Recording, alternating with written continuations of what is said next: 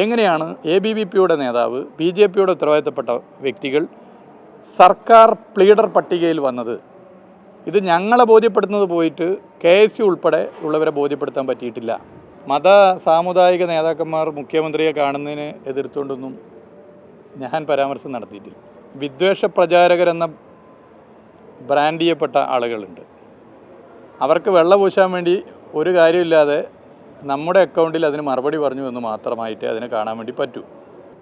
ABVPയുടെ നേതാവ് ഉൾപ്പെടെ BJPയുമായി ബന്ധമുള്ളവരെ എങ്ങനെ ജുഡീഷ്യറിയിൽ, കോടതിയിൽ സ്റ്റേറ്റ് ഗവൺമെൻറ്റിൻ്റെ വോയിസ് ആയിട്ടുള്ള പ്ലീഡർ നിയമനത്തിൻ്റെ ഭാഗമായി നിശ്ചയിക്കപ്പെട്ടു? ഇത് വളരെ പ്രധാനപ്പെട്ട ഒരു വിഷയമാണല്ലോ.